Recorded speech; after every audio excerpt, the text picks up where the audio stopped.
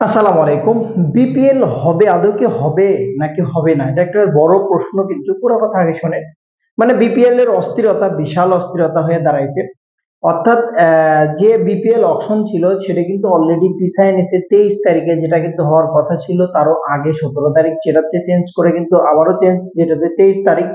তো তার আগে যেটা নিউজ যে 5টা দলের এখন পর্যন্ত কালকে লাস্ট ডেট, মানে কালকে 18 তারিখ লাস্ট ডেট, সর্বশেষ ডেট 10 কোটি টাকা করে ব্যাংক গ্যারান্টি, যেটা যেটা জমা দেওয়ার লাস্ট ডেট।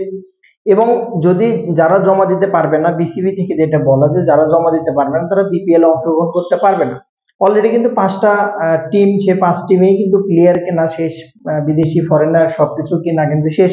তারপরেও হঠাৎ এই প্রশ্নটা আজকে মিডিয়াতে তোলপাড় কেন, যে আসলে বিপিএল কি হবে? প্রশ্ন হচ্ছে যে বিসিবির কথা যে অনুসারে, বিসিবি যে কথা যে আলটিমেটাম দিয়েছে এবার, যে যারা 10 কোটি টাকা দিতে না পারবে তাদেরকে অংশগ্রহণ করতে দেওয়া হবে না বিপিএল। এখানে বিসিবির মধ্যে দুইটা ভাগ।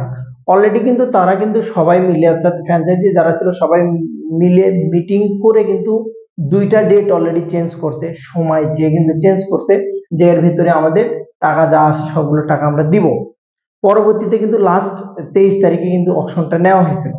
আজকে এখন পর্যন্ত ভিডিও বানাচ্ছি ইনস্ট্যান্ট, এখন পর্যন্ত কোনো নিউজ আপডেট নাই যে কোনো প্রতিষ্ঠান, কোনো একটা প্রতিষ্ঠান বা কোনো একটা ফ্র্যাঞ্চাইজি 10 কোটি টাকার ব্যাংক গ্যারান্টি জমা দিয়েছে।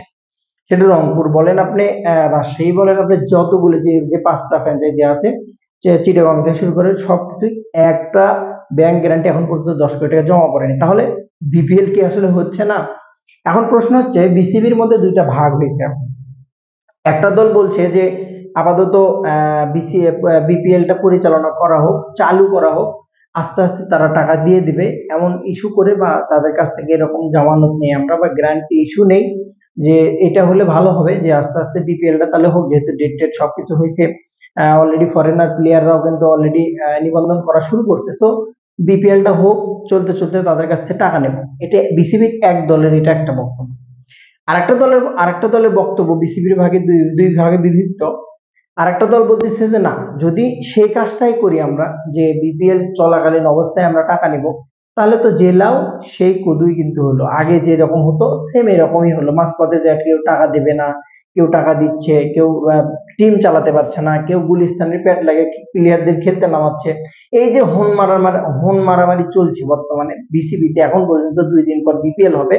এটা কিন্তু ভাই চরম লজ্জার একটা বিষয়, বিসিবির এত বড় ব্যর্থতা। মানে সবচেয়ে নির্লজ্জ বেহায়া যদি কোনো ক্রিকেট বোর্ড থাকে সেটা হচ্ছে আমাদের বাংলাদেশের ক্রিকেট বোর্ড। যেমন প্লেয়াররা নির্লজ্জ, আমরা দর্শকরা নির্লজ্জ, বিসিবি তার বড় বাপ, নির্লজ্জ বড় বাপ।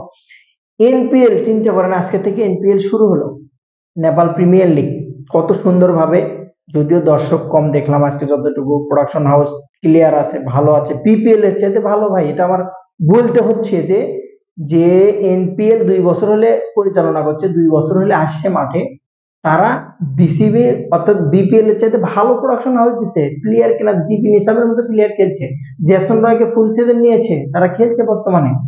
আপনাকে একটা চিন্তা করে দেখেন কতটা অস্থিরতা ভর করছে বিসিবি এখনো।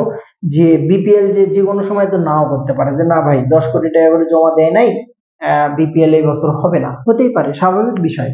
চিন্তা করে 2 দিন পরে অকশন, অথচ এই নাটকগুলো কিন্তু শেষ হচ্ছে না। লজ্জারা এত কিছু করার পরেও যদি শেষ ফিনিশিং এ যায়, যদি আপনার এরকম হয় বিপিএল, তাহলে কিন্তু ভাই এর চেয়ে ভালো লজ্জা বা এর চেয়ে বড় লজ্জা কিন্তু কিছু হতে পারে না।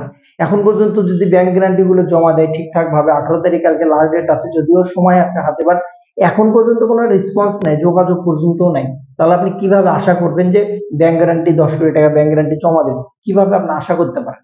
সো এখন একটা অস্থিরতার মধ্যে কাটাচ্ছি, দেখা যাক শেষ আপডেট যেটা আসবে অবশ্যই জানানোর চেষ্টা করব। বিনোদন প্রিমিয়ার লিগ, অপেক্ষা করুন, আরো অনেক কিছু বিনোদনের পাবেন। তবে একটা কথা লাস্ট আমার ব্যক্তিগত মতামত বলে দেই, যে লাউ সেও কদু। ভিডিওটা ভালো লাগলে অবশ্যই সাবস্ক্রাইব করুন।